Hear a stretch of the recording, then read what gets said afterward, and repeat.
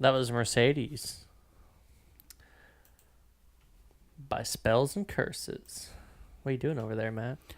I didn't have the window selected. Oh. But yes, Spells and Curses. We'll have them on here shortly. Coming up at 8 o'clock. Yeah. So what's up? Living the dream, bud. Living ya? the dream. Yeah, it's Friday. 3-day weekend. That's true. That is true. I've waited for that 3-day weekend for months. I hope it's everything that you wished for. Probably not. All right. So I guess we should get into it because they're going to be on here shortly. So Yeah, we should. We should get into On This Day in Music. go for it, bud. September 1st, 1957. Mm-hmm. The biggest show of Stars package. Tour kicked off at Brooklyn Paramount featuring Buddy Holliday, the Crickets, the Drifters, the Everly Brothers, and Frankie Lyman. On some dates, artists were unable to play because of segregation. That's sad. Yeah.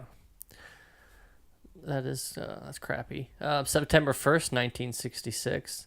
The Who single I'm a Boy entered the UK chart, peaking at number 2, giving the band their second number 2 hit. I got a delay in my headphones. The song was originally intended to be part of a rock opera called Quads, which was to be set in the future where parents can choose the sex of their children. That's different. Interesting. September 1st, 1966. The Byrds played the first of an 11-night run at the Whiskey A Go-Go, Hollywood, California. The Whiskey A Go-Go opened in 1964 with a live band led by Johnny Rivers and a short-skirt female DJ spinning records between sets from a suspended cage. When the girl began to dance during Rivers' set, the audience thought it was part of the act, and the concept of go-go dancers in cages was born. I never knew that. That's Me either. September 1st, 1974, the Osmonds were at number 1 on the UK single charts with the Johnny Bristol song "Love Me for a Reason." The group's only UK number 1, also a UK number 2 hit for Boyzone in 1994. This one's a doozy. September 1st, 1976. Wish You Were Here was close to spending 1 year on the UK chart. Pink Floyd's ninth studio had been premiered at, I did it to myself this week, Nebworth. Premiered at Nebworth in July 1975 and was released in September that year. It was an instant success, with record company EMI unable to press enough copies to satisfy demand. The artwork for the album package was once again created by the Hipnoxis team, who created a series of... What is that? I don't know. You typed it. Who created... I think it was... Oh, man. Table Autocorrect. locks. Series of table locks based on absence, including the empty gesture of a handshake between two U.S. businessmen, one of whom is on fire, a diver that causes no ripples, and a piece of gauze floating in the wind, photographed somewhere in Norfolk, UK. That was a good one, bud. September 1st, 1980. Fleetwood Mac ended a 9-month world tour with a performance at the Hollywood Bowl. Lindsey Buckingham announced on stage, "This is our last show for a long time." Good old Fleetwood Mac. Good old Fleetwood Mac.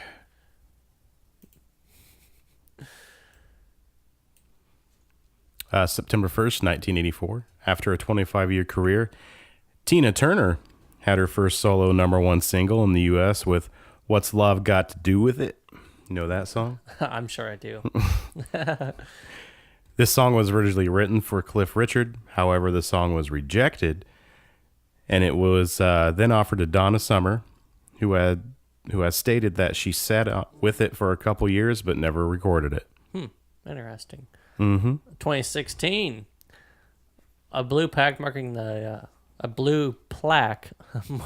first home Freddie Mercury lived in when he arrived in England has been unveiled. The Queen frontman moved to the semi-detached home in Feltham, West London, after his family left Zanzibar in 1964 when Mercury was 17. Whose ham did you feel?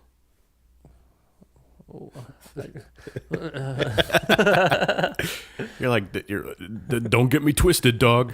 That was today, right? Today's the first, isn't it? Yep. Nice. 1 year ago today. Dang, you're on that news. Yeah, I'm on it. 1 year ago today. There isn't a 1 year ago today. I mean, oh no, it was 2016. It was one. Yeah. It's 2017. you get me all confused. I don't know what year it is. It's whatever you want it to be, man. 99. 99. Yeah. Yeah, I got a delay too. I don't know. I think it's you know what I didn't do? What's that? I didn't hit record. Oh, really? So we're going to have to do this all again. Sweet. That's okay. It's like that scene in Sandy Wexler. Yeah, that's okay. We can do it after the live stream. That's true. Oh, I'm an idiot. Hey, man, it's Friday. That's okay. It was still going out over the live stream, so that's all that really matters right now. That's what matters. I can actually just pull it off of the live stream later if I want to. That's true. So, you could. You know. Anyways, local spotlight real quick. September 1st and 2nd, Naughty will be performing at DT Kirby's Beach Food at Indiana Beach. Show starts at 9 p.m. No park admission, which actually the park's closed, I think, now. Oh, is it? I think so. So they're just open right now, but there's no cover. So Nice. Yeah. Nice. Saturday, September 2nd, tomorrow. Von Strantz and Native Land will be performing at 6th Street Dive. Show starts at 10 p.m. No cover. Sweet. September 8th. That's a Friday. Sweet Talker will be performing at 6th Street Dive. Show starts at 10. No cover. That's a Friday. That's a Friday. That's totally a Friday. That is. Hey, I'm glad I know that now because I got to make my car payment on the 8th, and I can wait until the next paycheck. Nice. Nice. Yeah. Anyways. So, last week we had a hell of a doozy. We did. We had the live stream for the 1 year show, and it just it went off the rails, honestly. And as expected. It might have been my fault. I drank too much. Well, everybody drank too much. There was 2 cases of beer. Yeah. We had for some everyone, left, though. even the guests. Yeah. You know, we had the pizza and the breadsticks and all the food downstairs. So people were just having a good time. Yeah. And that was the point. Yeah. Come hang out, have a good time, talk about your music. Yeah, it was good. Michael It's a good time. was playing guitar for us, but then he decided that he was too drunk to do that.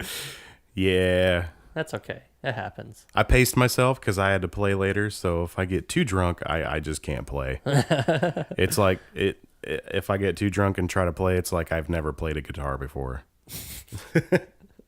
It's not good. I should have played something then. Yeah, you probably would have killed it. I doubt it. You'd be like, I've never played, and then start hammering out solos. That would have been sweet. Everybody would have been like, what the Yeah. Yeah. Yeah. Mm-hmm. It was a good time, though. We had a lot of people here. Dude, it was hectic. We had Paul from Wise Man's Fear, but he was here on his other band, Whalebones. For Whalebones. And oh, damn you, bottle. We had Sojourner here. Did I say that right? Sojourner? I keep saying it wrong. And then we had Dustin that was in here. We also had on First Ghost from Canada. First Ghost, yeah, that was our first guest. Very first. We had Jennifer in here again. So that was a good time. It was good all around. No, Code Blue. Code Blue. We had Code Killed Blue. it at the end. Oh, yeah. Oh, yeah. It's good stuff. Feeling the booze at the end. We're all like... I was like, yeah, I get it, Cody. You're like, yeah, get swifty. Yeah, it got out of hand. It's all right. Yeah, it's okay. So we're gonna call the rave from Spells and Curses here in a minute. That we are. I don't know why I keep like trying to say their name. I can't get spit it out for some reason. Every time I want to say the name of the band, I'm like Spells and Curses. It's been a long week, even though the name sticks with you though, so that's what matters. yeah, it does. Yeah, it's just been one of them weeks. Yeah, I think it's always one of those weeks. And it's been a short week. Like I'm gonna have 3 short weeks in a row, and they're the longest weeks ever. Like I don't get it. Why you got to rub it in? It's not. It hasn't been good. Yeah, that's usually what happens. You're like, all right, I got an extra day off, and it goes to hell. My 4-day weekend went to crap. Besides doing the live show on Friday, the rest of the weekend was just crap for me. Well, heck, even Thursday night, the plates got stolen off my bike. Oh yeah, I So forgot Friday, about that. I had to go get new license plates, and then it just Who went steals to a crap. license plate? I don't. Especially assholes. for a motorcycle. I don't know. It's just bullshit. That pissed me off. That's crap. Yeah, it's crap. It's crap. It's crap. If anybody has that license plate, can you return it, please? Well, it don't matter now. I don't want it back. You're like, I got a new one. Yeah, I don't want it back. It expires next month anyway. So have fun with So that. joke's on them. Yeah, for sure. It's stupid. It's just stupid. Stupid. But if you stole it, let me know. I'm gonna kick you in the dick. Yeah. Or whatever you have down there. I'm just gonna throw it out there. Most women don't steal. I True. don't think things like that. Maybe they do. Maybe I'm just being, whatever. But I don't know. It's probably somebody I know too. It's probably like, oh, you screw him. I'm gonna steal his license plate. We're like, how dare you? Ugh. This is mine now. Yeah. And what really makes me mad is they stole the frame. They stole the frame too? The frame around it that came on my bike. Did it say Harley Davidson? Well, yeah, but I don't really care what it said. It just looked better with a frame around it. So now I gotta buy a new frame for it. And it's like, really? Thanks. Thank you for that. Yeah, that's crap. Yeah, it's crap. Total crap. It's crap. Oh, well. But it's supposed to be nice Monday. I got a new plate on it. I'm going to be riding it. That's good. Yeah. Doing wheelies. I just haven't tried to do anything crazy on that. I haven't tried that. Well, I mean, it's a Harley. It's not. I've been told I can do wheelies. Haven't tried it. You've been told, but it's like, should I? No. I haven't even done a burnout like on purpose. Like I've done I've done small little ones like hitting like gravel or something, but You treat it right. yeah, I don't do none of that. Well, heck, I just had to spend like $700 getting it fixed, and the guy's like, I don't usually see this stuff happening unless people are like doing wheelies and crap. And you're like, oh, I've never done a wheelie, but thanks. But that means I will not ever do a wheelie. And I was thinking, like, what did this guy do to it before I had it? Just riding wheelies everywhere. Doing endos and backflips. Yeah, because like the whole... Travis Pastrana had it. Man. Makes sense, though. Makes sense. Yeah. Like, yeah, because it was like, he's like, man, I don't see... Because like the whole like primary case had to be rebuilt, and the chain was... He's like, the chain's all stretched out. And I'm like, how do you stretch a chain out? And he goes, usually when people ride them real rough. And I'm like, I don't do that. You're like, I don't do that. I mean, I'll get... Well, I'll get on it a little bit, but nothing crazy. Right. I don't want to be going... I don't want to be that guy on the news. I don't want to be that guy. Yeah. So, you know how it is. Right. But I guess we'll give him a call here. Mm-hmm. Where'd my Google Hangouts thing go? Oh no. Oh no. Oh no. Where did you go? Uh-oh. Well, I gotta get it. We lost the Hangouts. We lost the spot. Hopefully it doesn't make any weird noises here while I'm doing this. It probably will. Yeah, I don't want an introduction to Google Hangouts. Thank you. I've already been through this. There we go. There it is. All right, let's... I don't know if he's listening. I'm just going to tell him. Calling in a second here. All right. So we got the rave coming in from Spells and Curses. Mm-hmm. Mm-hmm. Make sure he's still here real quick. I don't want to surprise him. Somebody told me to say that word. Say what word? Huh? Say Somebody what in the word? chat. What word do you want me to say? I'll say all kinds of words. What do you want me to say? I don't know. Got to put the Grant filter on. I got a lot of things I can say. I'm not in the chat. I should open up the chat here. You should. Where's Get all chatty. the Twitch twatch here? Let's see The what? here. I don't know. All right. Do you have us on? We don't. It says we're offline, bud. How are we offline? I don't know. It says we're offline. You tell me. I'm watching it right now on my phone. I know you are, but mine's being stupid. Go to the.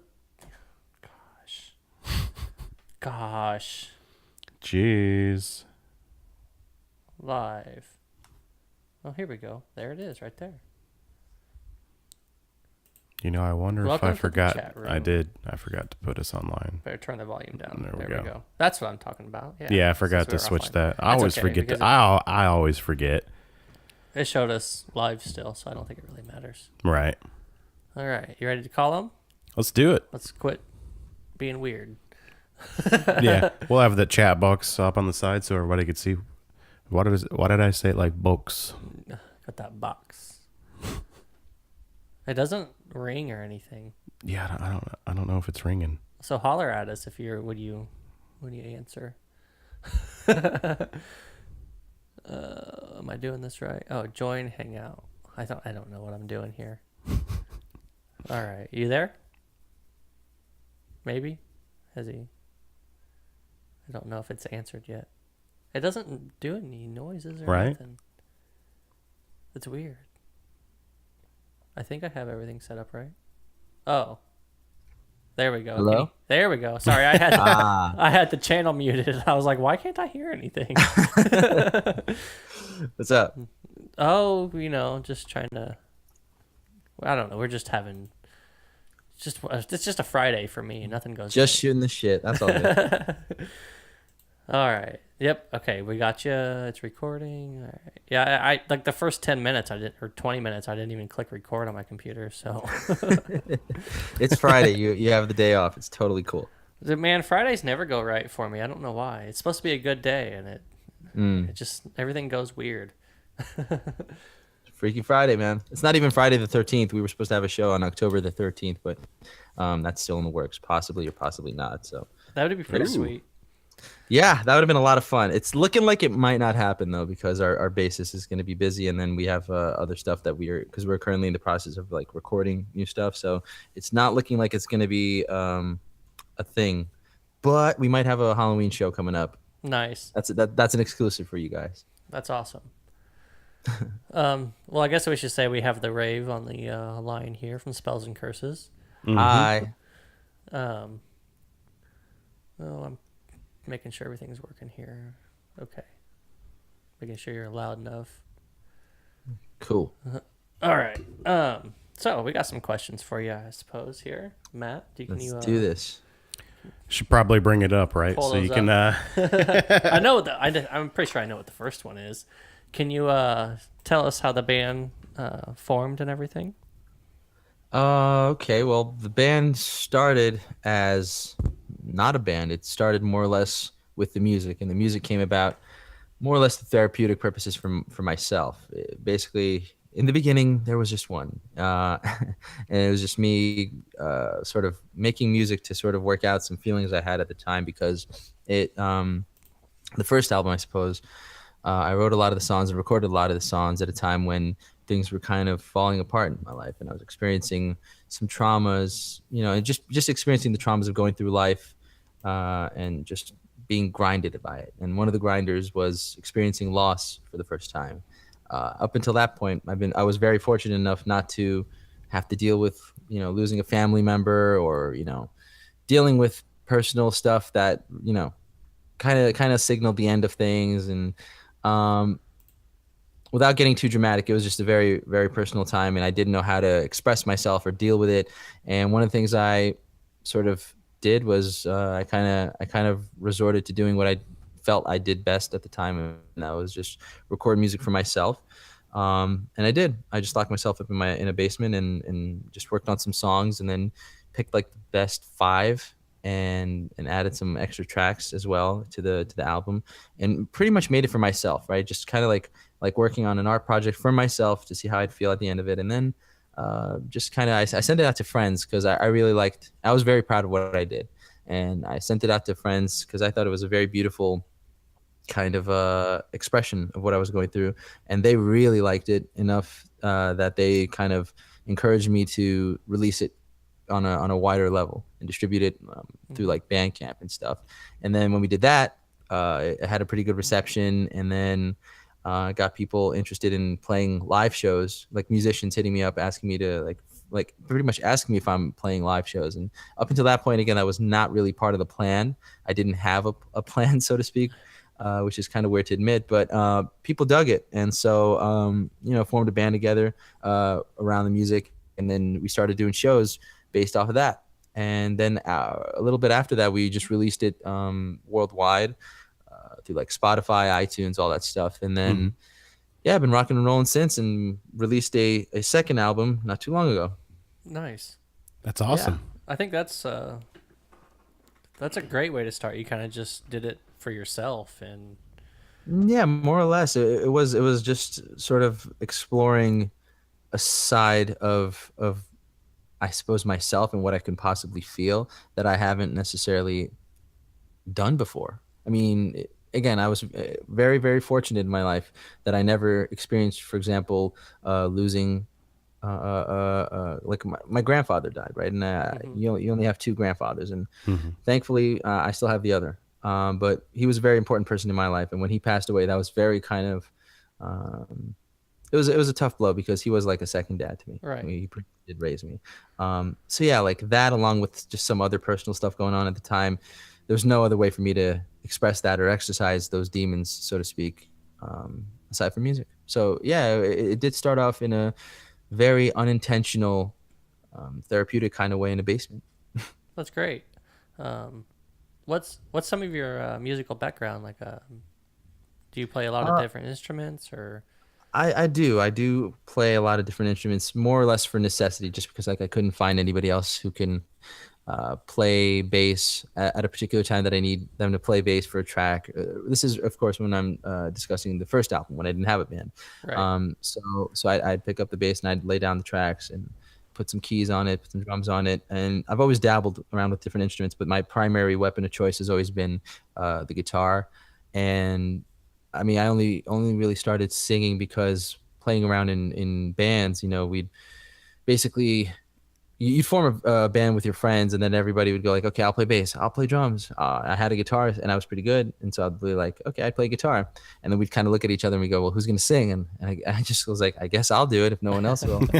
um, so yeah, and that's how that started. In terms of like influences, I'd say, I mean, there's always been a wide range of influences. But back in my day, back in high school, I really, really, really, really dug, Guns N' Roses and Mm-hmm. Nirvana.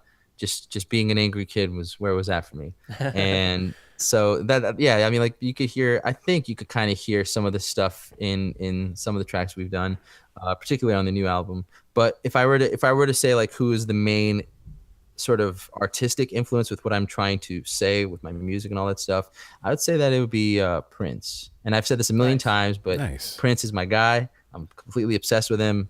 I when I'm He's the guy whose name I put into YouTube when I have nothing to do, and I just go on a rabbit hole journey of Prince videos and live shows and all that stuff, because he's kind of the artist that I would truly sort of love to become, and that is sort of an all-encompassing artist, an artist who sort of handles multi-genre music and can write different sounding songs and navigate. Throughout all his albums, he's navigating his signature sound, but there's always a bit of experimentation happening with each album. Um, and that's something I love. I love hearing that. I love hearing his journey as an artist, how he develops creatively, and you also hear sort of like him, despite what people may say, he did listen to what was going on at the time, right? Like what were the hits of the day, so to Hmm. speak. Like for the '90s, he insert some rap music, even though he didn't really like rap, but he'd experiment with it because it was a new color to paint with, Hmm. or the New Jack Swing thing, which was big in the '90s. Again, I could talk about Prince for like days, but yeah, Prince is my guy. Nice. Can't go wrong with Prince. I No, mean, not you at really all. can't. Absolutely. So, do you have any outside of music influences? Do you have anything that influences the music that you do? That's a really good question. That's a question that not a lot of people ask me, and I would say that for the most part, it is influenced more or less.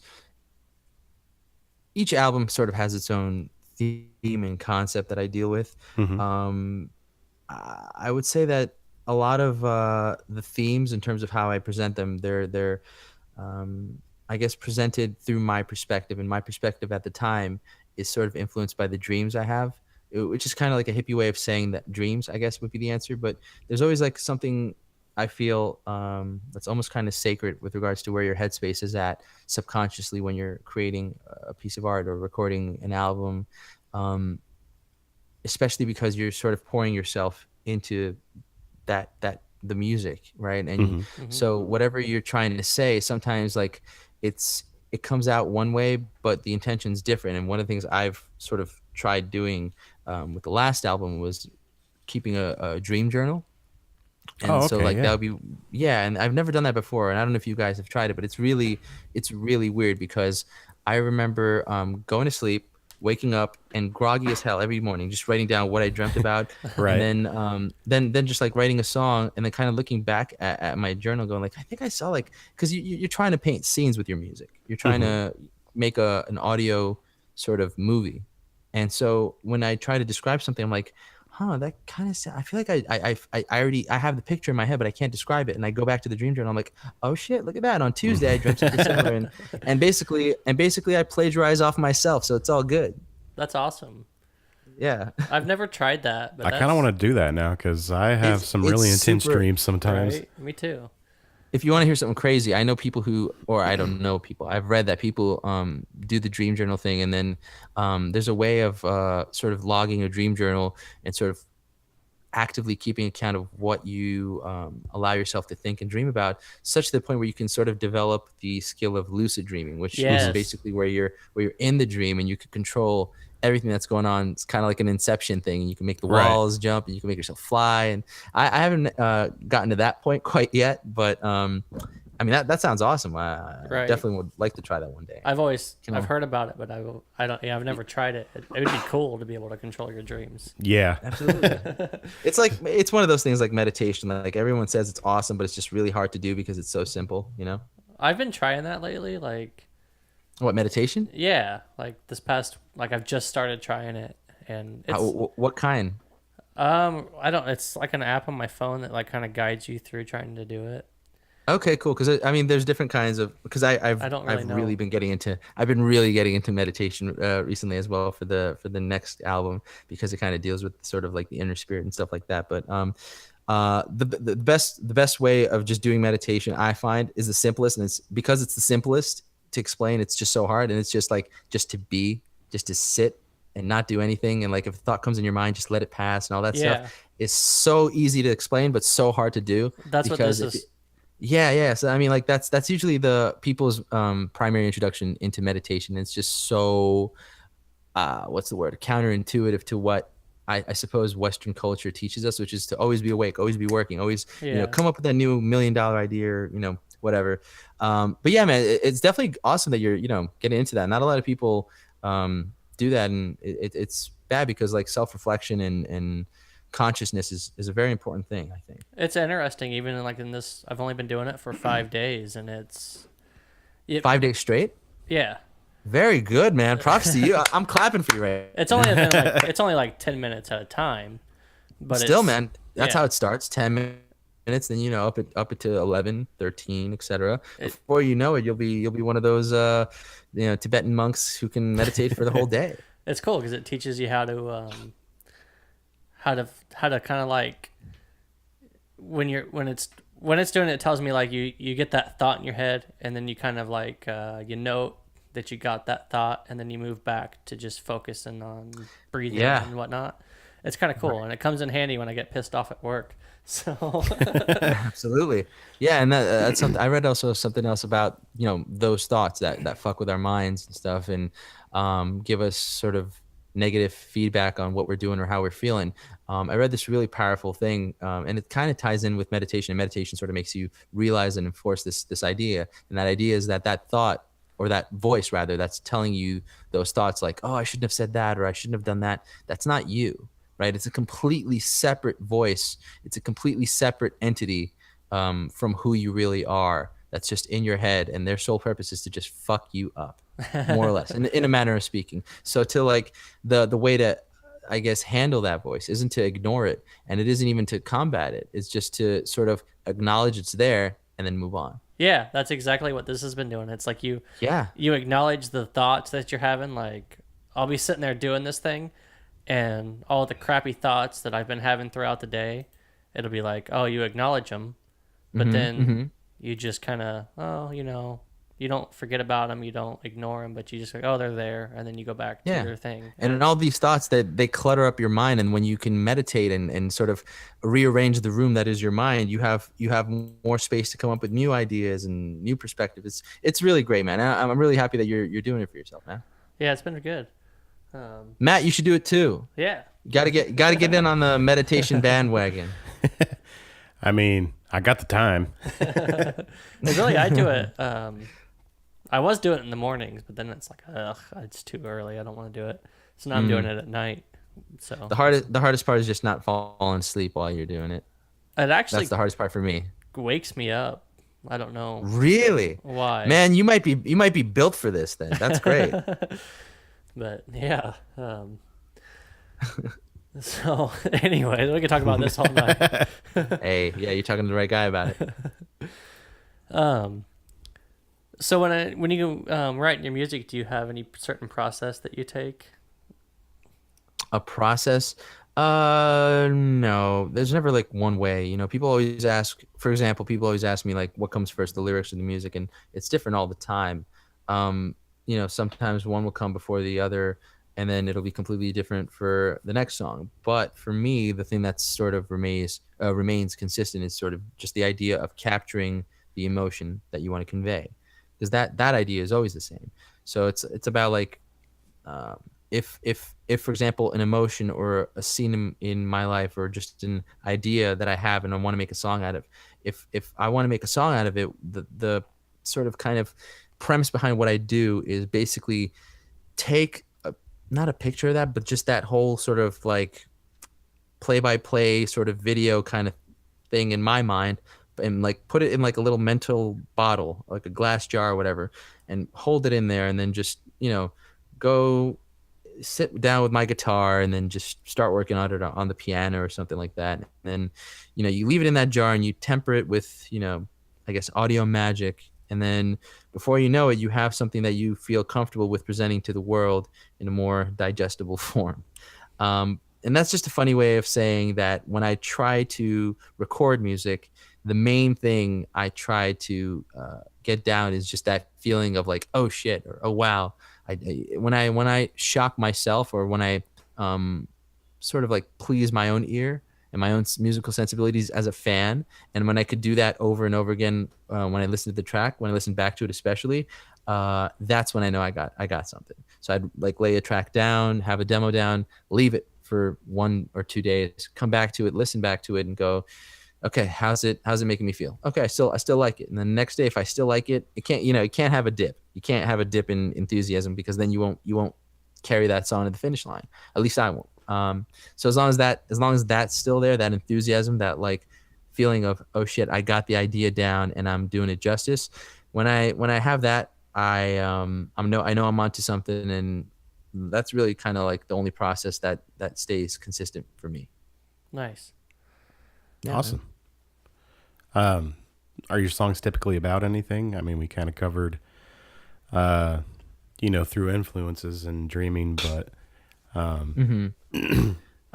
Well, yes, but I mean, like every song is kind of unique in the Hmm. sense that they all kind of address different things. Like our songs are, I guess you could say that they make up different genres. They play with different genres and different soundscapes and frequencies, even if you will. I mean, we've Right. experimented with the science behind audio as well, particularly on the first album. But I mean, like when you zoom out from that perspective, it's the meaning behind the songs really sort of orbit around the theme of the album. So every album has its own main theme or main concept, if you will, and every album is a concept album because it does tell one story. But the when you break down sort of the tracks that make up that main story, they have a story within themselves. And so, for example, with Sudad, the first album, the main sort of idea or theme was that longing for something that you never had, something that you never felt or experienced, but wanting it. It's just this weird feeling that is experienced by some people, but it just like kind of doesn't have a name. You know, it doesn't have a name or a word in English that describes it. And it's just that feeling of just intense yearning or desire or longing for something that you just never experienced or got to know. And so all the songs were different or exploring different variations of that idea, be it love, uh, dreams, aspirations, revenge, loss, you know, all these different things. And with Sinful Things, it's more or less about, I guess, rectifying uh, sin and willfulness in terms of just being with somebody. And well, I mean, that's the simplest way of describing it, and all the songs kind of fall in line that way. Nice. Um, so I think I kind of know how you feel about streaming, but is there anything? Sorry, Matt had to step out for a second. No What do man, you is he think of? okay? Yeah, I think he's having an allergy fit. Yeah. Allergies to what? Everything. He's allergic to everything. God damn. Shit. Yeah. That Um, sucks. so how do you feel about online streaming and all of that? Online streaming is a double-edged sword. When you look at how ubiquitous it got, you can kind of see the benefit, and the benefit is that it is everywhere, and it's mostly good because it offers you a wide selection of different music from different artists whenever you want, wherever you want. Hmm. Um, and like you can't deny that. I mean, like if you were to explain that to somebody 10 years ago, not even 10 years ago, 20 years ago, right? If you explain that to somebody 20 years ago, they would not understand what the hell you're talking about. That would seem impossible. Right. Um, but like it's just goes to show you how far along we've come with regards to integrating technology and utilizing it to sort of move forward musical culture, I guess. So that's clearly the good side of it, but there obviously are bad sides to it, and the main one for me is the fact that because it's so convenient, the convenience of streaming kind of kills the intimacy of music. And Hmm. what I mean by the intimacy of music is, I mean, like, for example, the ritual that was once there when you had to like go to a record store and then pick out the track or not the Hmm. track, the album, speak to somebody about it, their thoughts, or um, back in the day, you Yeah, had to actually like sample the album I remember in that. one of the like, in the little kiosks, and you could go like, oh, Yeah. this track's actually not that bad and stuff like that. So um, there was like a ritual behind it, and sort of like you had something at stake every time you bought the album, and then you go back home, you put that CD, because that's how I listened to it back in the day. You put that CD in your Right. computer, and then just like you'd sit down and you'd sort of like enjoy it. It would be a part of your day. It would be a part of it would be your night. It would be your Friday night sort of activity, so to speak. And I that intimate ritual is no longer there in music, and you can argue that, I mean, it's no longer there because it's no longer a reflection of how we consume any kind of media, which is understandable. Um, but yeah, I mean, it would have been nice to sort of not lose that. And like now everybody's going back to vinyl and Yeah. having you can see basically how people who are sort of fans of vinyl, they're the ones who sort of don't want to lose that ritual, don't want to lose that intimacy that they have with the music. So with regards to my opinion, I mean, like I see the both sides.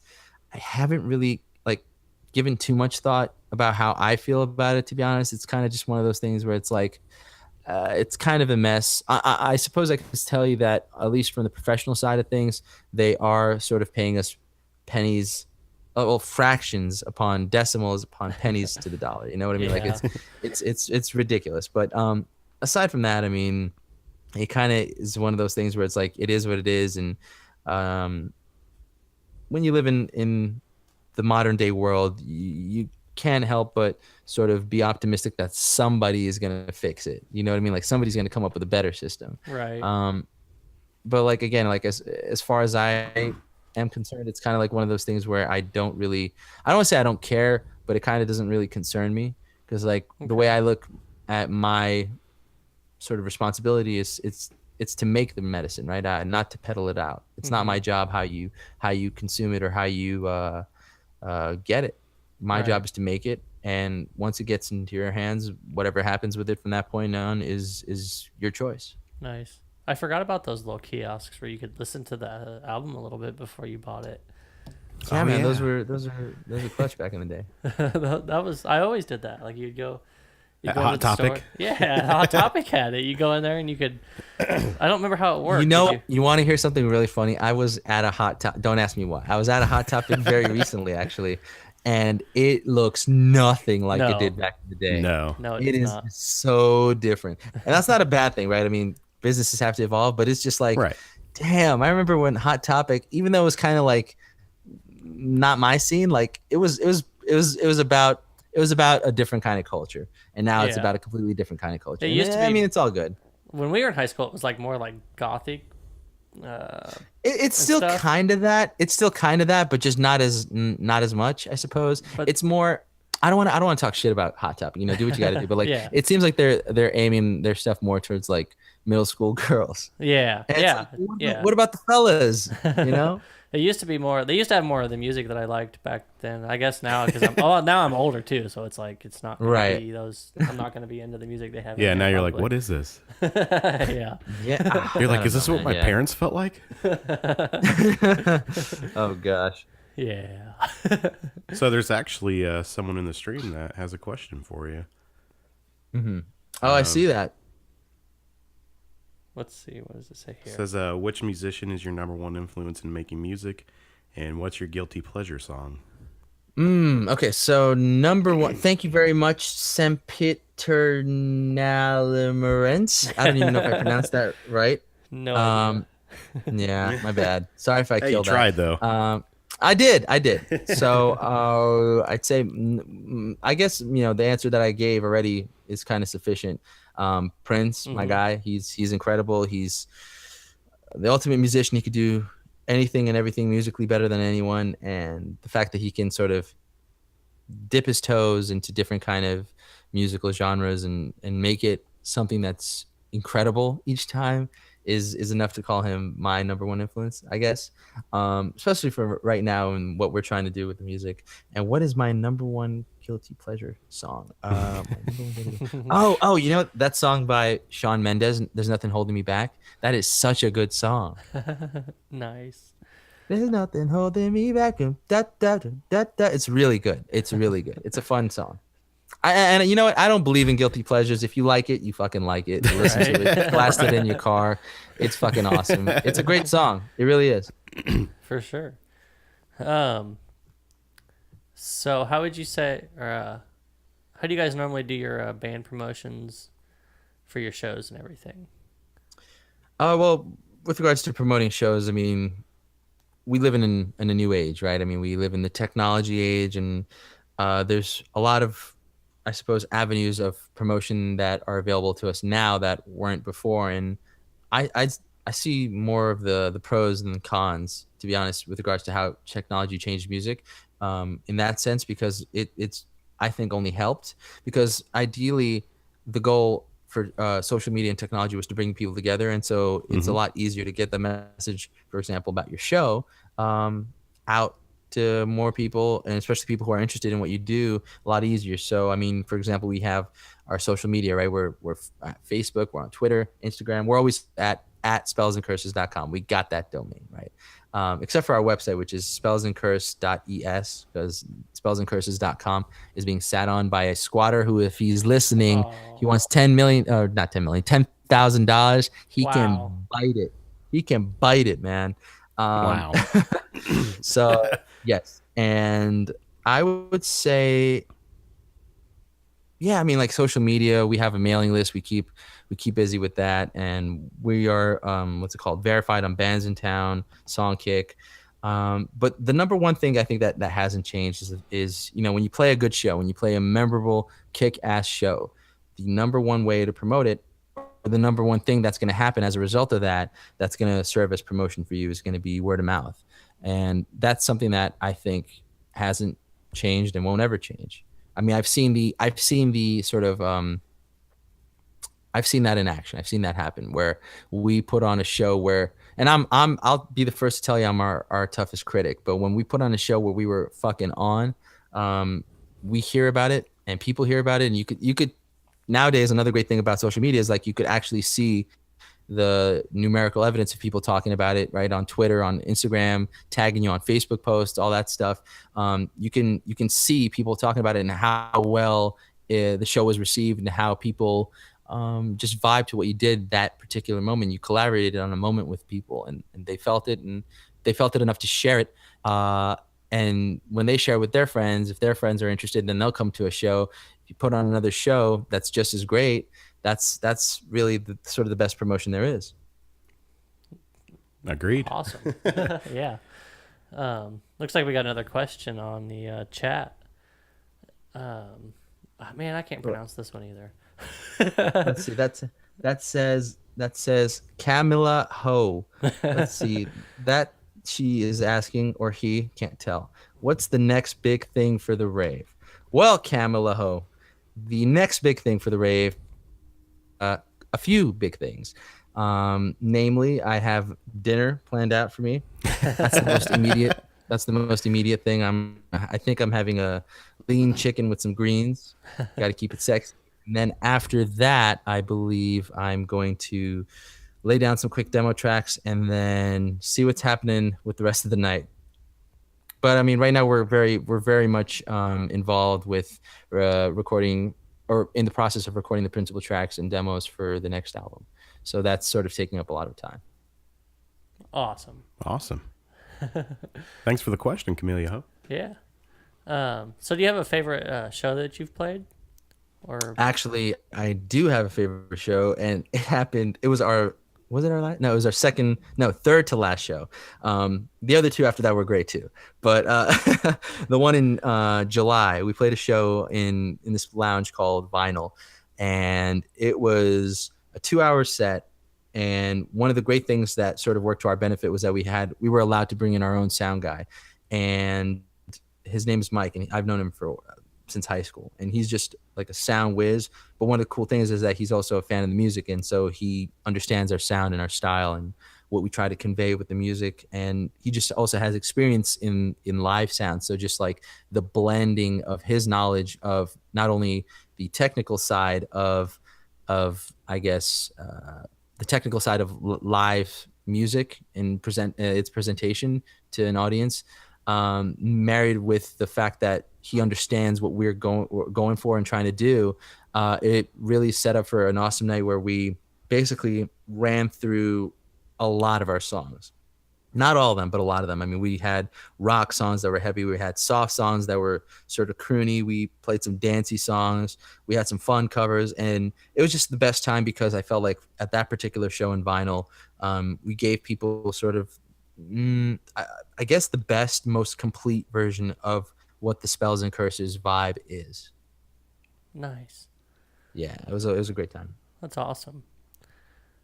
So do you have any advice that you'd give to other musicians that are maybe starting out or trying to get their band going? I feel really weird giving anybody advice about anything. To be quite honest.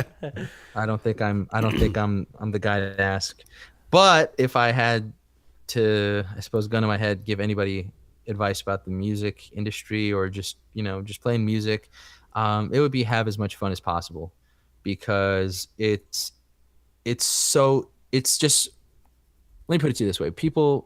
Musicians pick up music or pick up an instrument and start to play and start to create art because it was fun. It spoke to Mm-hmm. something within them, the inner artist or what have you. Um, there was something that connected you to wanting to make that art. And so that starts off as being fun. And the moment you start taking something that's fun and, I don't want to say monetizing it, but sort of involving it into your day to day professionally, where you kind of have to sort of regiment it, it's very easy for it to not become fun. And pile that on top of the fact that there's also the business side of the music industry. Hmm. That's not necessarily the most fun thing to deal with either, especially if you just care about, for in my situation, I'm going to speak with regards to just music, right? Mm-hmm. When you want to just make music and record, play shows, practice, write songs, when you want to just be a musician, the business side of things can bog you down and it can really bum you out. Not even bum you out, but like just like zap you of energy, just handling that stuff. For example, like sending emails and stuff like that. That's not something that you signed up for. And then on top of that, you come across people who aren't, the coolest people to hang out with. Um, it's all a matter of just like keeping your energy up by it. And the best way to do that, I think, is just to have as much fun as possible. Surround yourself with people who, for example, if they vibe with you or if they're a fan or they want to jam with you, ride with them, because 9 times out of 10, I'd say it's because of something more than the music. The music is sort of the initial gateway into like meeting each other or understanding each other. But music is also sort of, I feel, indicative or the tip of the iceberg of something that's much more deeper for both parties, where like it is a sign that you guys are connecting or able to connect on something much deeper and more meaningful. So that would, I guess, be the other piece of advice, is if you meet somebody who supports the music or likes the music or wants to jam with you, um, cherish that and don't dismiss it. So be nice to your fans, be nice to other musicians, I guess. That's great advice. Definitely. Really, I feel like that was kind of No, like that was great. I don't want Seriously. to say cool. I'm glad I could offer whoever's listening something. Right. Looks like there's another question in the chat from Oh, cool. It's from Semperina Metallamarenis. yeah. I will never get that. I'm so sorry. Right. They Uh, said that person said if you could switch lives with anyone for one day, who would it be? What would you be doing and why? oh shit. You know what? I actually thought about this not too long ago and I forgot. Well, the obvious answer again would be Prince, but I'm not gonna say that because I feel like he could be the answer for anything. But I'm gonna come up with a new one. Oh, and I had a different one that was a really good one too. I suppose. Wait, does it have to be from like the present day? Could it be from like the past? Let's just say anytime. Anytime? Okay, so if Hmm. it could be from any time, I would like to have just been like, I guess Paul or whoever was like Jesus Christ's best friend at the Oh, time, okay. like who was his boy at the day. I just would like to be that guy who was just riding with him and just seeing like, what was really happening? What was going on? I mean, because he's just like, Jesus Christ is such a iconic figure, and obviously he's God for some people in their religion, and Hmm. and it's just like, it's just fascinating to think that somebody like that walked this earth. And just, oh man, like it would have been actually, you know what, I want to change my answer because they didn't have air conditioning back then. That would suck. That would be terrible. I Yeah. would like to. Oh, you know who I'd have a really great time being? I would love, love, love to have been David Lee Roth at the sort of height of the Van Halen, his stint with Van Halen pre 1984, up until that album, because I think that guy has lived perhaps maybe 5 lifetimes up until he was 20. He's had so many different experiences, and Right. is just such a crazy guy, but also like crazy intelligent and well learned. Yeah, David Lee Roth for sure. Final answer. David Lee Roth. Hell, that'd be Solid pretty choice. sweet. Yeah, for sure. So, is there anything that you're currently listening to? Currently listening to let's see, actually I have my phone right here with me. Um I do stream music because again it is the ubiquitous way of engaging music. The last playlist I was listening to was the release radar playlist that basically shows you the latest releases by different artists Mm-hmm. or whatever. And so like the last song I heard was the new single by Miguel, which is dope as fuck. That's a really great song. What else? What else? I've heard Cigarettes After Sex. They have a new song called Sweet. Nothing but Thieves. They have an acoustic version of Sorry. These are all great freaking tracks that I just listened to. And yeah, I'm sorry, I'm just going through all of these tracks. I'm like, yeah, these are all really like my release radar is dope as fuck right now.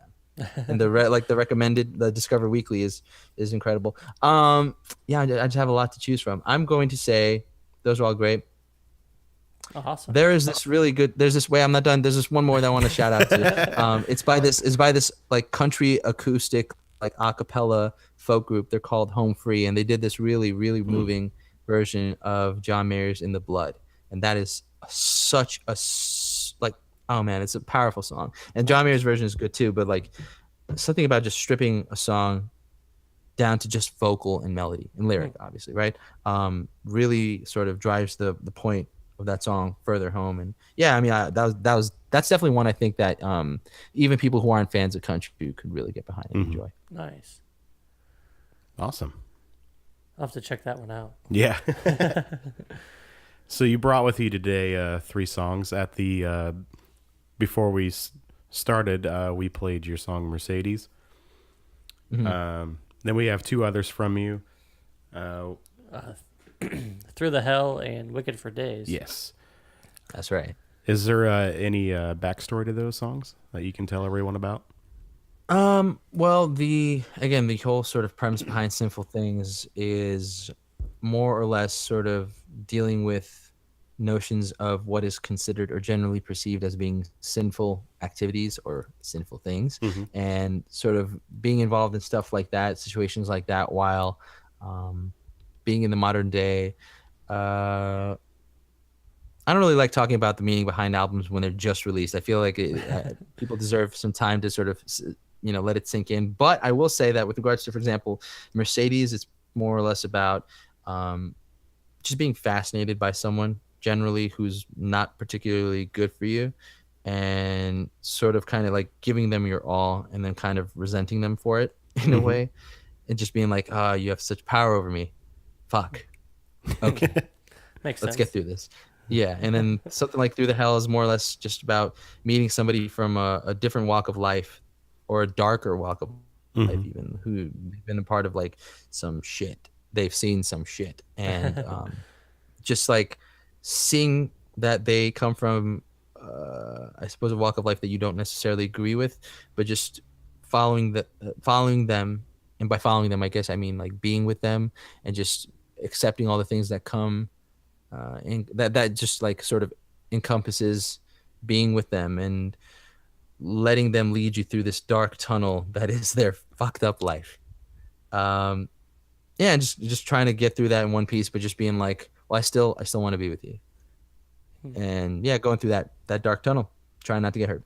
That's what Through the Hell would be. And then Wicked for Days is probably the most tender, I suppose, song off the album. And it's more or less just about surrendering to somebody who is also perhaps not the best person for you to be intimate with, but just surrendering to them because the feeling is powerful. Awesome. So which one would you like to play us first? Sorry. I'd say let's wake everybody up with some Through the Hell action. That's what I had lined up too. Perfect. Look at that. Simpatico. Meditation, folks. It works. So, man, it was awesome talking to you tonight. Yes. Likewise, I had a really great time. Yeah. When you if you get some more stuff out, or if you ever want to come chat with us again, we're always down to have you back. I had a blast, and I will most definitely take you up on that offer. Yeah, keep in touch Awesome. with us and everything. So Absolutely. be great to stay in contact. Yes, sir. We are going to play Through the Hell next by Spells and Curses. It was great talking to you, man. You have a good night. You too. Enjoy your Friday. Yes. We'll thanks. try. Later, guys. Thanks. Yeah, all right. So here is Through the Hell by Spells and Curses. Let me get it lined Do up it. here. I'm pumped for this one. Oh, it's coming up here. Sorry, I got to get it lined up. And it's coming.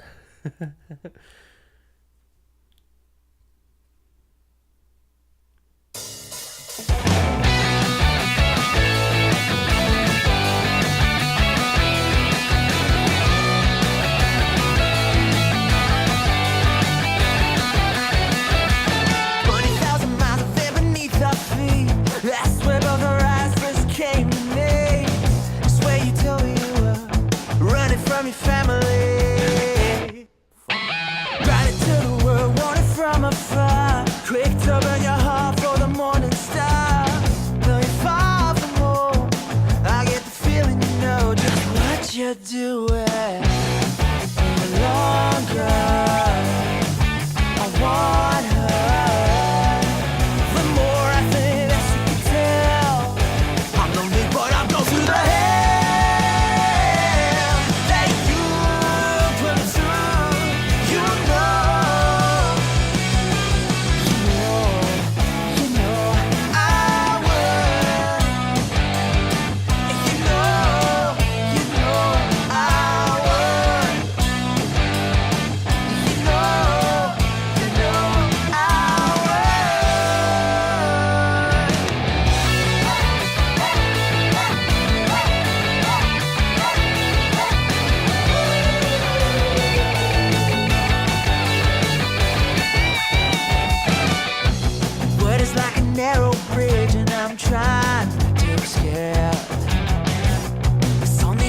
Side of this more lies, and I have to make a vanity fair longer. I want her. The more she keeps on doing it well, I'm with you, but I'll go through the hell that you put through. You know.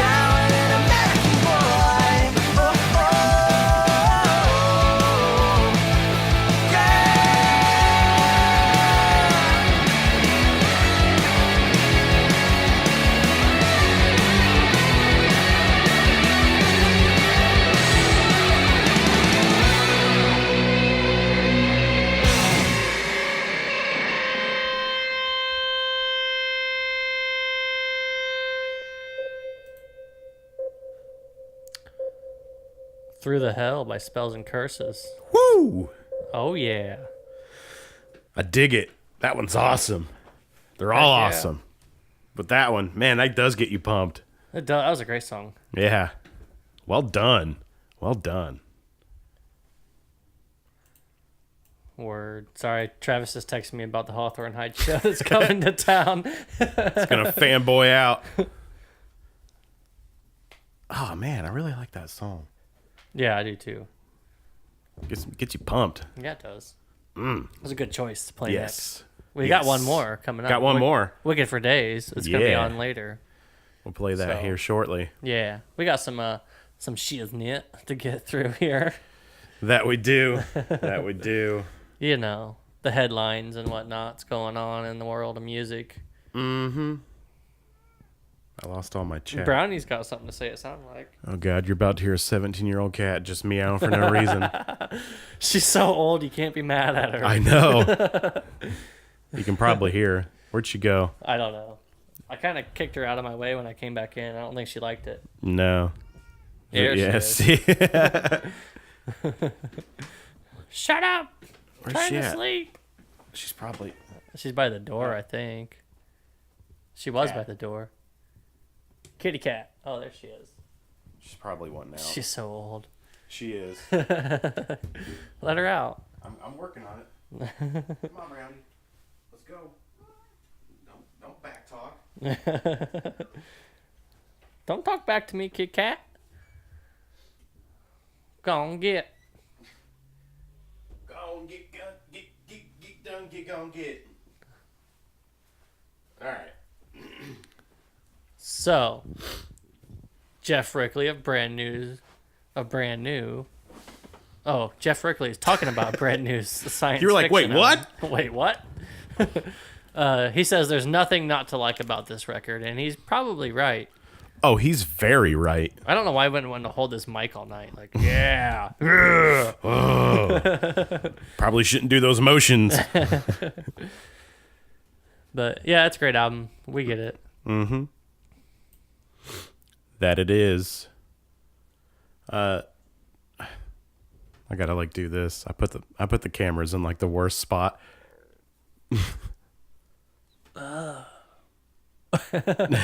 Taylor Swift's "Look What You Made Me Do" smashes a YouTube record with more than 43.2 million views in less than 24 hours. Good God. Yeah. Oh, T-Swizzle. She's gonna break the internet. She's crazy. Have you heard the song? No. It's awful. Is it really? It's god awful. Wow. That sucks. Yeah. It's all like it's like that scene in Pop Star where he's like, I know this album doesn't suck because I got 17 producers. Is it really like that? Yeah. Oh, it's like that really sucks. overproduced and it's all like Oh, Swizzle, what happened? Anyways. Fallout Boy. I don't know what my deal is tonight. Fallout Boy to donate proceeds from upcoming Houston concert to Hurricane Harvey relief. So wait, are they having the Houston concert? I guess. Says upcoming. Up and coming Houston concert. Warner Brothers acquire Artery Recordings for undisclosed amount of money. Penny. Huh. Neck Deep lands first top 10 album with The Peace and the Panic. I'll have to check that out. Well, they're about to get one up because Brand New lands their first #1 album with science fiction. God damn. God damn. God damn! Lady Gaga just became the first woman to headline Wrigley Field, and she sold it out. So Top that. she sold that shiznit out. Fire Festival's back in the news. Yeah, good the for company them. was placed in bankruptcy. Who didn't see that coming after that disaster? Right. I guess I Yeah. should give a little scroll. I keep itching my nose and stuff, and I keep forgetting I'm on a camera right here. I'm like, so we got some upcoming tours here. Heavy Music Gathering Unify announced that the Amity Affliction and Parkway Drive will be headlining the 2018 festival. That's pretty metal. Neat. Knocked Loose announced that they'll be playing at Loudfest in Howell, New Jersey. The festival will take place on November 4th. I feel like things have really slowed down from this summer. Yeah, just couldn't keep up. And now it's like, we got 2 or 3. Yeah, that's all right. Mm-hmm. Because you know what we do have? Some albums of the week. We do. What do you got, bud? I know what you got. Yeah. It's in the news. It's number 1 for a reason. What I got for this week is brand news. Science fiction came out this year. What? Dude, it's so good. Hell yeah, it is. And the crazy thing is that it topped out at number 1, and they didn't do any marketing for it whatsoever. They just released it.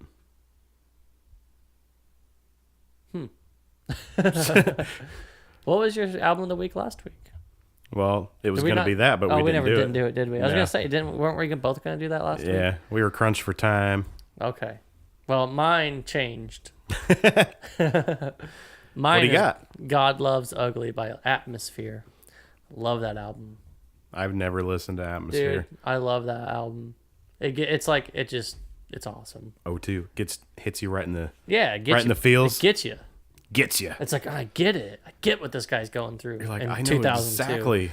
I don't know. I like it. It's always been a good go-to album for me. Right. By the way, we just had Spells and Curses on. You can find them on Spotify, YouTube, iTunes, Google Play, Facebook, and all of the social media. Check out their website. Give them a follow or a like on social media to stay up to date about, the upcoming events. Yes. Shout out to Spells and Curses for hanging out. Yes, sir. So, do you want to play the next song before we do the main topics? Let's do a couple topics, then we'll play the song. Okay, we can do that. Cap it out a little bit. We got it. What you got, bud? So, after Logic's VMA's performance, calls to suicide prevention hotline rose by 50%. Logic's inspiring VMA's performance of 1-800-273-8255, a courageous song about the rapper's own struggles with depression and suicide thoughts, reportedly prompted a 50% uptick in calls to suicide prevention hotlines. I wonder why. That's crazy. Right?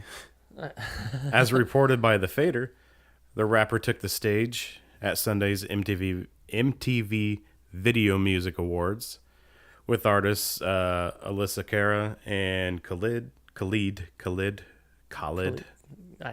not sure. One of those. Khaled. Khaled. I don't know. That's not DJ Khaled. No, that'd be DJ Khalid. Oh, I don't But know. it's just, I don't know. Surrounded by suicide attempt survivors to make a public plea for mental health awareness and suicide prevention with the tune from its recent album, Everybody. The empathetic performance apparently moved the needle as the National Suicide Prevention Lifeline received a reported 50% increase in calls. Quote, "It's not just about the calls," John Draper, director of the National Suicide Prevention Lifeline, tells CNN about Logic's VMA showing. "It's about increasing awareness about suicide and suicide prevention in particular. The calls don't even begin to count the number of people who, just by listening to the song and hearing the lyrics, feel more hopeful and less alone."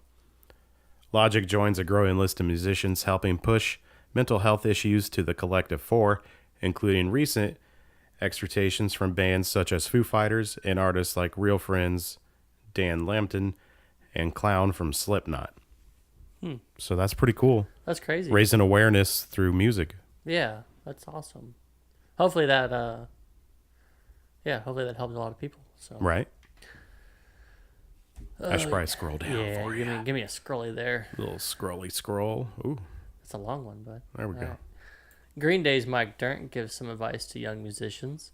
In a recent interview with Ernie Ball, Mike Dirnt, bassist of Green Day, talked about his beginnings as a musician and the early days of Green Day. In the interview, he had some pretty solid advice for aspiring young musicians or those who are just starting out to learn an instrument. In the interview, Dirnt chats about being being a bass player, but explains he also plays guitar. And my introduction to playing music was, his quote here is, my introduction to playing music was probably when I realized that most of the bands that I liked played guitar. So I actually started off playing guitar. And then my mom had an old pawn shop bass, so I jumped on that. It had 2 strings, an E and an A, he says. He continues, I met Billy in the 5th grade, and he had already played guitar. I've always gone back and forth between bass and guitar. I'm a bass player 100%, but it's funny because growing up you say you have to be either one or to be either or. Well, I've always since since I was 5 years old set up at the piano and banged on it too. I don't think people should be afraid to approach any instrument. I'm really tongue-tied today. I think your heart and soul, you are going to gravitate towards one of them eventually. But introduction to music is really about not being afraid of instruments and being able to walk up to them and put your hands on them. Mm-hmm. You know, we've talked to a lot of musicians that have gotten into more than one instrument for one reason or another, and it really, I think that's a great thing to do. You don't have to stick to one if you don't want to. But don't lie to yourself. Everybody's first instrument was a recorder. They forced you. At least around here, yeah. They're like, oh, here you go. Go annoy your parents. Play Mary Had a Little Lamb terribly every day. But yeah, the actual first instrument that I really wanted to learn that I touched was piano. Yeah. And my grandma taught me how to play piano. And then after that, I didn't really do anything. And then, you get to the adolescence, you're like, yeah, aggressive music. Can I put distortion on this piano? Yes. Okay. So and that's when I learned guitar. And then after you learn guitar, it's pretty easy to learn bass. If I had a drum set, I could probably play drums. But, I couldn't play drums. I have no rhythm. I took guitar lessons for years, and I suck at it. I know how. You gotta stick with it. I know how you play a guitar, but I don't know how to play guitar. I know how you play the guitar, but how do you do it? I could teach somebody else. Be like, yeah, this chord, guitar. that chord. You're like, yeah, don't ask me to strum. No, don't ask me. I have no rhythm in my body. I can't do it. I got it. I don't know why, but I just don't have any rhythm. I can feel it. I can't get timing right. None of that. It's hard. If you can get the rhythm, I can't do it. like I know lead guitarists that can't play rhythm. Like if they had to, if they had to play chords and do a rhythm track, they can't do it. But they can do sweeps, everything else, but they can't do that. I know a lot of lead guitarists like that. I can listen to a song and I can usually tap out the rhythm with the song. Mm-hmm. But if I'm doing it on my own, I can't keep it. Right. I can't. And especially when it comes to strumming, I can't. Metronome, that helps too. I've tried. It just overwhelms me. That's when you speed it up to 300 beats per minute. How does that help? Slows you down. I don't. It slows the mind because you're like, I got to keep up. I don't think that would work. No, is it the other way? You're like, shut up. Whatever, man. Whatever, God. You want to listen to the next song? Yeah, let's check it out. We got Wicked for Days from Spells Wicked and for Curses Days? coming up right here. Yeah.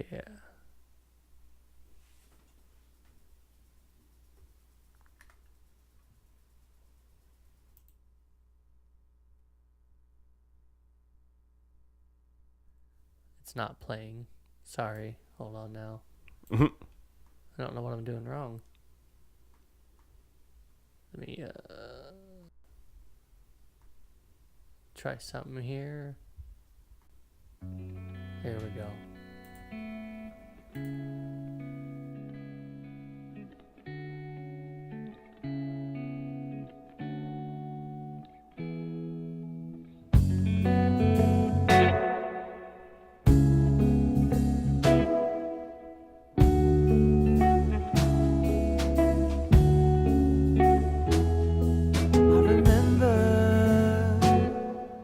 I met you, your fourth eye was open, words were soft spoken. broken, I remember when I lay you. My fever dreams worsen from the arms with the serpent's mouth. But who am I to scream? I'd bow at the altar that brought you to me. If you let me stay, I would. I surrender to you despite signs from fate. They say she's been wicked for days, playing all the wicked little games. She's been wicked for days, and I know it, I know it, I know. Yeah, I know it, I know it, I know. Yeah, I know it, I know it, I know.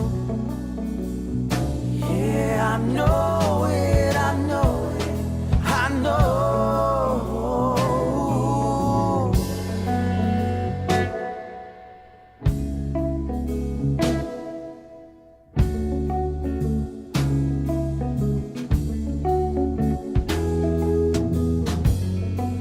I'm not afraid of love ever since I lost innocence. So just make me believe that a relationship runs off more than mine. I hear the voice of my defeat. You map it out with the stars that nourish me.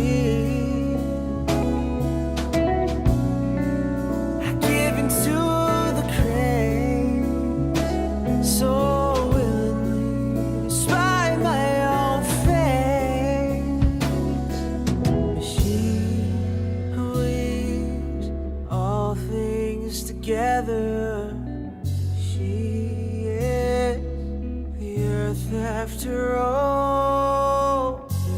She breathes moonbeams and ember. She's the rise of the fall. She's been wicked for days, playing all the wicked little games. She's been wicked for days, and I know it, I know it, I know. Yeah, I know it, I know it,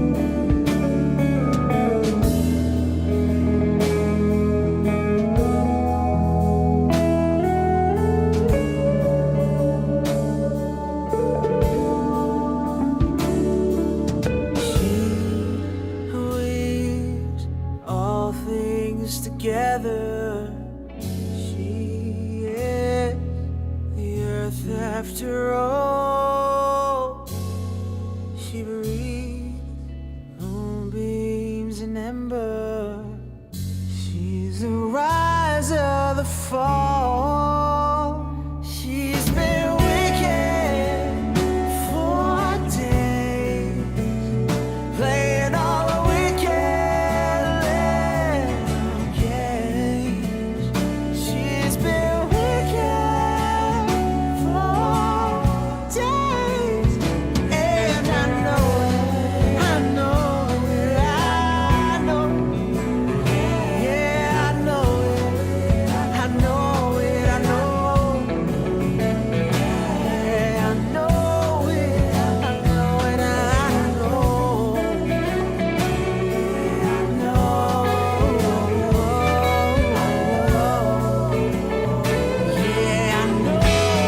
I know it, I know. I know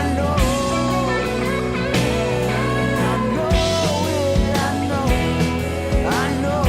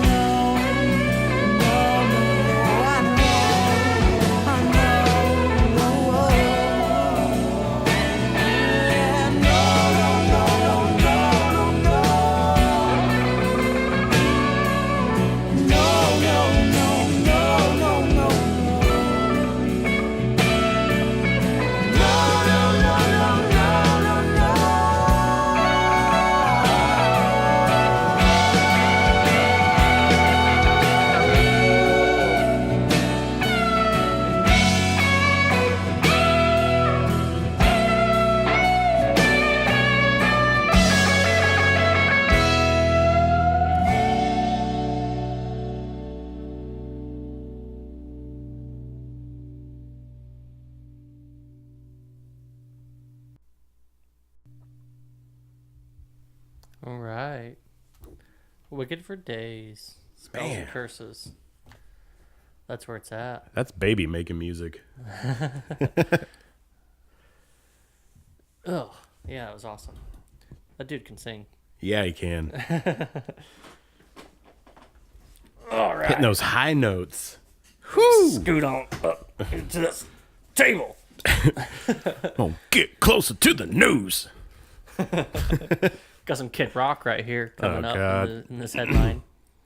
He's opening a restaurant that will showcase local bands. It's a cool idea, but it's unfortunate that it's Kid Rock. Oh, come on. I'm just kidding. See what I did there? The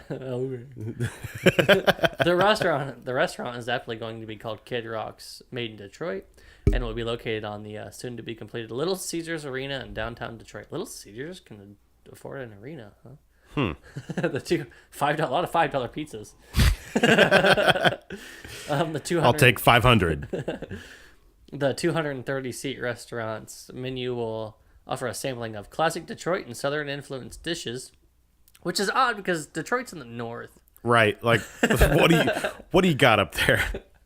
I don't know. You're not Anyways. far from Indiana. What do you have that we don't have? I don't know. Which you can enjoy while listening to up and coming live artists and drinking a local beer or craft cocktail from the bar. And obviously the whole thing will be decorated with Kid Rock merch. Obviously. This announcement comes hot on the tails of You the want whole- this shirt? Check it out. I got a bloody nose on stage. It's all my blood. The announcement comes hot on the tails of the whole Kid Rock running for Senate debacle, and some may speculate that his plan all along was for the Senate buzz to generate interest in the restaurant. Note that his own website, kidrockforsenate.com, says, "Yes, I absolutely will use this media circus to self-promote whatever I damn well please." Good for you, Kid Rock. The restaurant has been designed as a musical incubator for smaller artists with a focus on local talent. Meaning that this restaurant may actually be an opportunity for small Detroit area bands to get out of the basement in front of an audience. The incubator thing reminds me of that show, Silicon Valley. You ever watch that? Yeah. Where TJ Miller goes, "This is an incubator," and he gets a cut of all the people that live in his house. Oh, yeah. So, this was, I found this article. It was kind of a big deal. Yeah? The title was Taylor Swift and Ticketmaster's ticket sale plans is basically a scam. Taylor Swift just dropped her first single since 1989 called Look What You Made Me Do. Thanks in part to having some pretty wild samples on that track, plus a seriously hardcore rollout, the song has already peaked at number 1 on the iTunes worldwide charts. Okay. In support of her upcoming album Reputation out in November, Taylor Swift will be embarking on tour. Let's see if I can... Oh, shit. Uh-oh. What'd you do? You got a lot here, bud. Yeah. You got a lot to read. We're in for So, the yeah. long haul.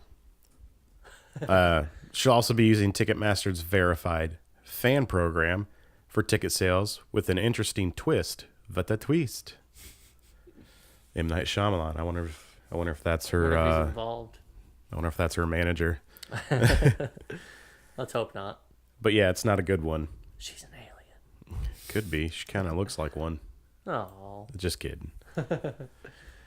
You may have used the verified fan program if you purchased tickets to Paramore's U.S. tour or 21 Pilots Tour de Columbus dates.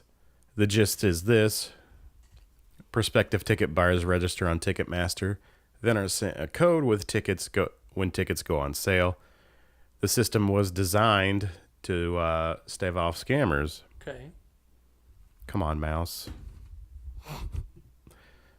If anybody would like to donate a Bluetooth Mac keyboard and mouse, that'd be great. Yeah. Well, I don't think that's going to happen. No. So Taylor Swift and Ticketmaster's partnership is a little different. Fans will still pre-register to be sent a code to purchase tickets, but after that point, they'll be able to participate in boost activities to improve their place in line. I forgot people can see what we're doing now, so I can do air quotes. Okay. But that's not all. What does that do? Well, you're about to find out. Okay. Jezebel's first illustrated the game that these fans get to play. The register buyers can bump up their place in line to receive a code by doing activities such as posting about the album on their social media or joining Swift's mailing list, offering a small boost. Okay. But the biggest boost, a high boost, comes from actually purchasing Taylor Swift merchandise, including purchasing the album up to 13 times a day from 13 different retailers, or buying official Reputation merchandise like this 24 carat gold-plated ring. Wow. Yeah. That's silly. Scroll. I get what they're doing, but I don't. So what does this get you? You're what? Why is that aggregated? Yeah. Your Aggregated. aggregated boost, supposedly to push you forward in line with the verified fan activity meter. Oh God, it's redlining. I'm getting hot. Gotta get those tickets. Activity meter showing you whether you sit at a wait list or priority. Wow. And if you look closely, you'll find that even boost activities guarantee little. Your standing may change as more fans join the line and participate in boost activities. Keep checking back for new boost activities you can do every day, meaning nothing is guaranteed as more fans join the ticket hunger games. So you have to buy to get into this first? Yeah, pretty much. But then you're still not guaranteed a ticket? Pretty much. If you register for tickets, you'll get an access code, but with a purchase, you may improve your position in line to access tickets. No disposable income or social media accounts. Enjoy the likely fruitless wait list. If you're not boosting, it doesn't mean bad tickets. It may mean no tickets at all. Wow.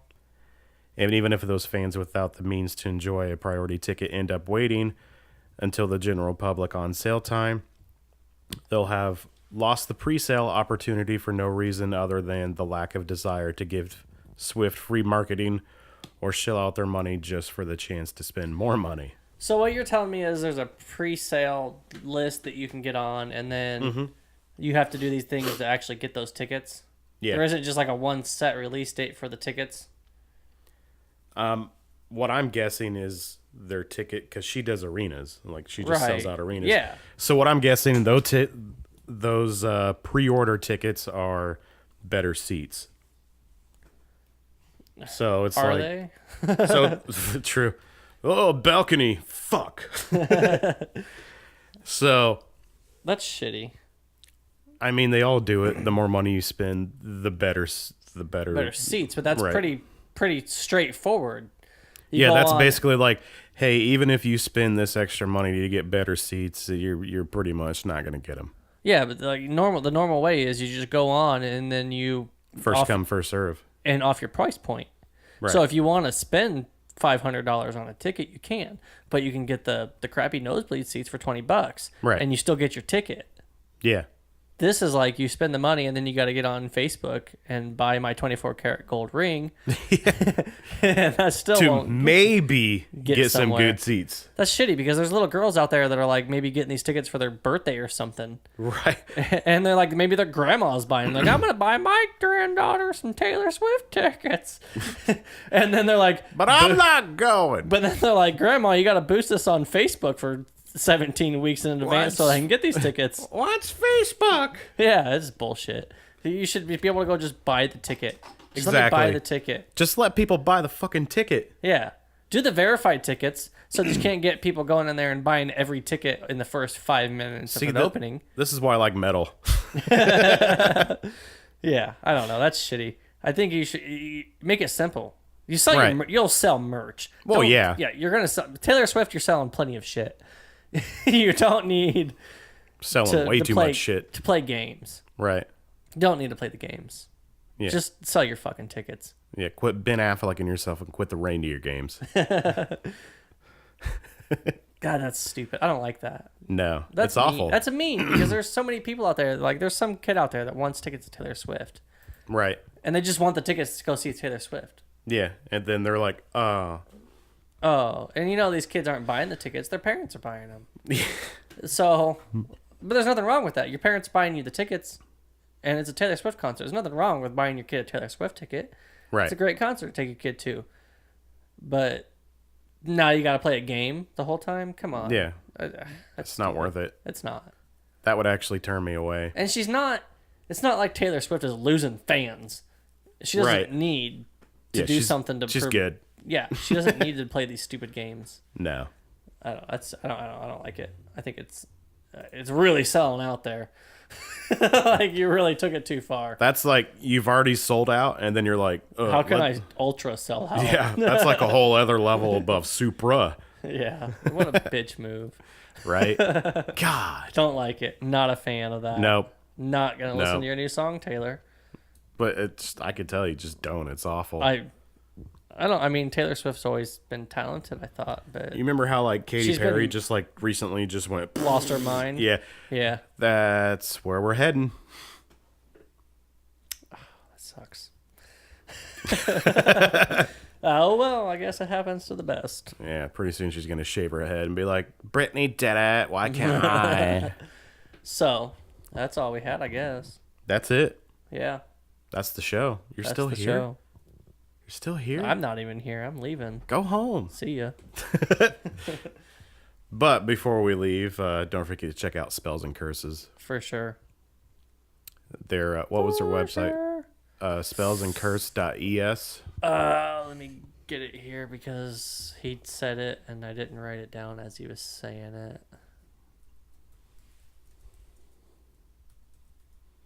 While he's looking that up, you can also find us on Facebook, Twitter. You were right. Spellsandcurses.es. Man, Spellsandcurses.es. you were on it. Go on there. They're streaming their current single, not single, their current EP.